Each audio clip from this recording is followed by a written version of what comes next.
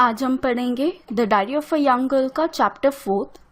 इस चैप्टर में दिसंबर 7, 1942 से लेकर जून 13, 1943 तक की सारी डिटेल्स हैं। जो एने के साथ हुआ वो सब डिटेल्स एने ने अपनी डायरी में लिखी। तो ये चैप्टर स्टार्ट होता है, हमें बताया जाता है कि 2 ओकेजन्स आ रहे हैं, 2 फेस्टिवल्स आ रहे हैं जिसका नाम है शेनुका एंड सेंट निकोलस डे। ये दोनों फेस्टिवल्स हैं जो ज्यूज के फेस्टिवल्स होते हैं and it's only 1 day apart, मतलब सिर्फ एक ही दिन बचा है इन फेस्टिवल को। तो जितने भी रेजिडेंट्स हैं एनेक्स के सब लोग बहुत ज़्यादा एक्साइटेड हैं और उनके लिए 2 स्मॉल सेलिब्रेशंस हैं। उनके लिए ये मौका है सेलिब्रेट करने का। तो शेनुका जो होता है वो फेस्टिवल ऑफ लाइट होता है। इस फेस्टिवल में ये लोग एक दूसरे को छोटे छोटे गिफ्ट्स देते हैं, बट क्योंकि इनके पास लाइट की शॉर्टेज है तो वो कैंडल सिर्फ 10 मिनट तक ही जलाते हैं। और दूसरा फेस्टिवल होता है Saint Nicholas Day. Saint Nicholas Day is very similar to Christmas और ये बहुत ज़्यादा फेस्टिव होता है, ये बहुत ज़्यादा खुशियाँ मनाते हैं ज्यूज सब लोग। तो रात को ये सब लोग नीचे जाते हैं, डाउनस्टेयर्स जाते हैं जितने भी रेजिडेंट्स हैं एनेक्स के, और वहाँ जाकर देखते हैं एक बहुत बड़ी बास्केट होती है जो एक मास्क से कवर्ड होती है और उसके अंदर बहुत सारे प्रेजेंट्स होते हैं, उसके अंदर गिफ्ट्स होते हैं।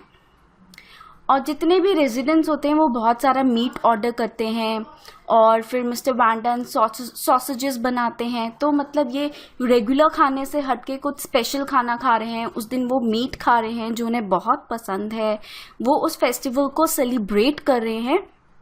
फिर उसके बाद आपस में ये लोग हंसी मजाक करते हैं। मिस्टर डसल जो होते हैं, जो कि एक डेंटिस्ट हैं, वो अपनी डेंटल प्रैक्टिस स्टार्ट करते हैं। मिसेस वैंडन के जो टूथ एक होते हैं उनको ट्रीट करते हैं। तो ये काफ़ी एक ह्यूमरस एपिसोड होता है, काफ़ी वो लोग मज़े करते हैं, हंसते हैं, खेलते हैं। फिर उसके बाद एने के व्यूज़ बताए गए हैं। ऑल्दो एने को मिस्टर डसल काफ़ी फ़नी लगते हैं कई बार, लेकिन फिर भी वो उनसे अनॉयड रहती है कि जिस तरीके से उनका बिहेवियर होता है। वो बहुत फंस करते हैं और रात को हमेशा उसे चुप करवाते रहते हैं।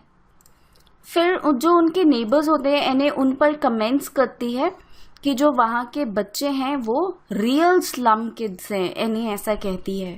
और उसके बाद एने आसपास की कंडीशन पे काफ़ी कमेंट करती है, वो काफ़ी फ्रेट करती है। फ्रेट मतलब काफ़ी अनॉय होती है, इरिटेट होती है इस बात पे कि बाहर कंडीशन कितनी ज़्यादा टेरिबल है, कितनी ख़राब है। जो बच्चे हैं वो अपनी फैमिली से सेपरेट हो गए हैं, अलग हो गए हैं। डच पीपल अपने सन को खो रहे हैं क्योंकि जर्मन्स उन्हें लेकर जा रहे हैं। जर्मन्स ज्यूज पे बहुत ज़्यादा अत्याचार कर रहे हैं और Jews are being rounded up and taken away, मतलब उनको ढूंढा जाता है और जर्मन्स उनको कहीं अपनी कैद में रख लेते हैं। तो ज्यूज पे बहुत ज़्यादा नाइंसाफ़ी हो रही है, बहुत ज़्यादा जुल्म हो रहा है। तो एने ये सब कंडीशन देख के अपने आसपास बहुत ज़्यादा परेशान हो जाती है।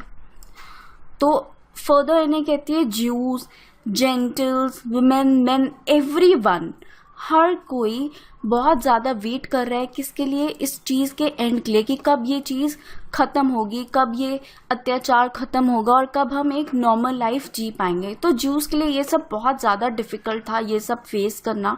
और एने भी इस कंडीशन से बहुत ज़्यादा परेशान होती है और अपनी डायरी में ये सब रिकॉर्ड करती है।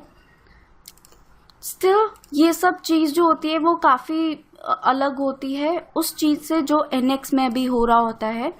एने को ऐसा फील होता है कि सब लोग उसे मिसट्रीट करते हैं, ठीक से ट्रीट नहीं करते और उसे ठीक से समझ नहीं पाते। जितने भी लोग हैं एने के आसपास एनेक्स में वो उसे ठीक से समझ नहीं पाते। तो एने फर्दर कंप्लेन करती है कि मुझे ठीक से रिस्पेक्ट नहीं किया जाता और मेरे साथ ठीक से बिहेव नहीं किया जाता। तो इन्हें बहुत ज़्यादा अनकंफर्टेबल फील करती है एनेक्स में आसपास अपने लोगों से। फर्दर ये भी बताती है कि मिस्टर डसल को काफ़ी टाइम लग गया जो घर की कोरल्स थी उससे यूज टू होने में घर में, क्योंकि छोटी छोटी बातों पे क्वारल्स होती थी, लड़ाई होती थी आपस में लेडीज की, तो मिस्टर डसल को इस चीज को यूज टू होने में, हैबिट डालने में थोड़ा सा टाइम लग गया। आप देख रहे हैं पूजा भाटिया क्लासेस का यूट्यूब चैनल। आगे हमें बताया जाता है कि एनए के फादर एक्सपेक्ट कर रहे हैं कि किसी भी टाइम इन्वेजन हो सकता है। इन्वेजन का यहाँ पे मतलब है कि आपस में आर्मीज की लड़ाई हो सकती है, कोई लड़ाई होने की संभावनाएं हैं। चर्चिल बहुत ही एक फेमस पर्सनालिटी है, वो इंग्लैंड में पाए गए हैं। गांधी जी इंडिया में फास्ट कर रहे हैं। तो ये सब जो घटनाएं हो रही हैं ऑल ओवर द वर्ल्ड, इससे एनए के फादर ने ये अंदाजा लगाया कि जल्द ही कुछ ना कुछ होगा, कुछ आर्मीज की लड़ाई होगी। और जो ओनर है इस बिल्डिंग का जहां पे ये लोग रह रहे हैं, उसने वो बिल्डिंग बेच दी है बिना कुफियस को बताए हुए और क्रॉलर को बताए हुए।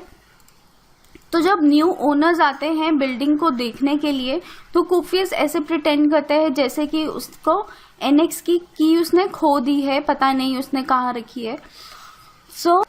तो इस तरीके से काफी सब डर जाते हैं, जो भी रेजिडेंट्स होते हैं एनेक्स के, काफी सब डर जाते हैं कि अब नई मुसीबत आ गई है।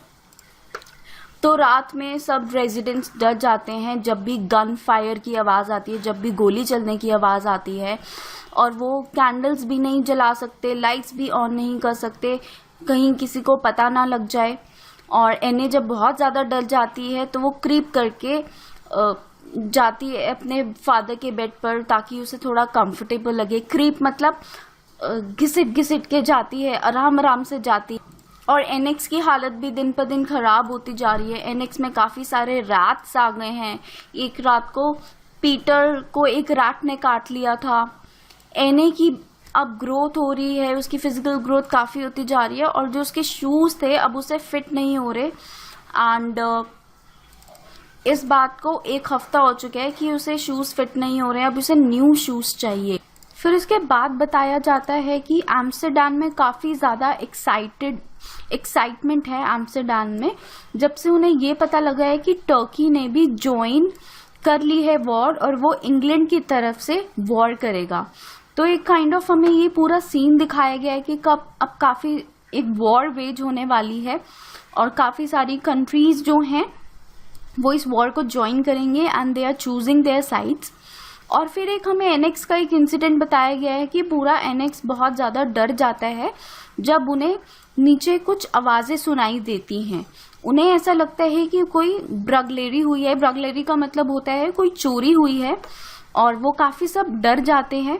और उसके बाद जब वो पता लगाने की कोशिश करते हैं कि क्या हो रहा है, तो उन्हें बहुत कुछ नहीं पता लगता उसके चोर के बारे में। उन्हें कुछ ज्यादा इन्फॉर्मेशन नहीं मिलती। आज चोरी हुआ, उन्हें कुछ ज्यादा नहीं पता लग सका।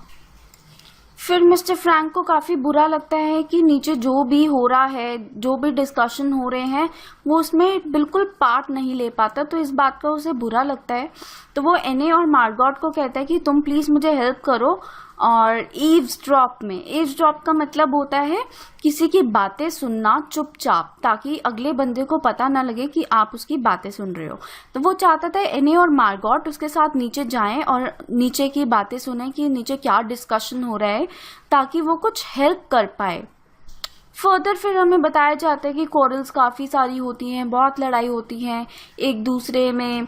एने की फैमिली में और वैन डांस की फैमिली में काफी सारी लड़ाई होती है, और एने को इस बात का बहुत ज्यादा बुरा लगता है कि वो काफी सारे ज्यूज से एक अच्छी लाइफ जी रहे हैं, बट स्टिल वो आपस में ही गेट अलोंग नहीं कर पा रहे, आपस में एक दूसरे से ठीक से बात नहीं कर पा रहे, ठीक साथ रह नहीं पा रहे। तो उसे इस चीज का बहुत बुरा लगता है।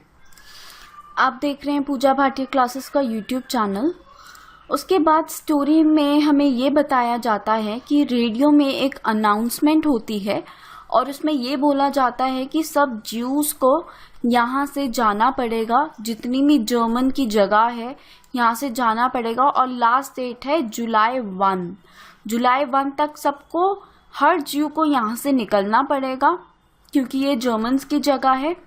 और जो स्टूडेंट्स कॉर्पोरेट नहीं करेंगे, जर्मन्स के साथ कॉर्पोरेट नहीं करेंगे, वो यहाँ पे अपनी स्टडीज कंटिन्यू नहीं कर पाएंगे। तो 80% ज्यूज जो है वो इस चीज पे साइन करने को मना कर देते हैं और एज अ रिजल्ट उन्हें लेबर कैंप भेजने की बात की जाती है। तो काफ़ी रिस्क होता है कि जो लोग मना कर रहे हैं, इस बात को नहीं मान रहे हैं, उन्हें लेबर कैंप भेज दिया जाएगा एज अ पनिशमेंट।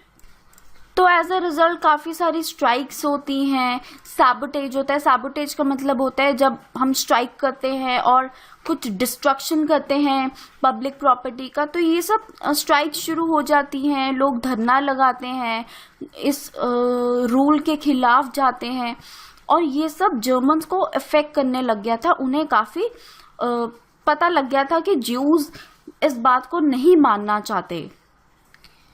फिर हमें पता लगता है कि एने का बर्थडे दोबारा से आता है, बट इस बार इतनी ज़्यादा सेलिब्रेशन नहीं है जैसे कि लास्ट ईयर थी। बट स्टिल वो अभी भी हैप्पी है क्योंकि पूरी तरह से उसकी हैप्पीनेस स्पॉइल नहीं हुई है और उसके फादर उसे काफ़ी सारा पैम्पर करते हैं, उसे स्पॉइल करते हैं, उसे स्वीट्स देते हैं और एक पोएम भी लिखते हैं उसके लिए जर्मन में, जिसे मार्गॉट ट्रांसलेट करके डच में सुनाती है। So this was chapter 4।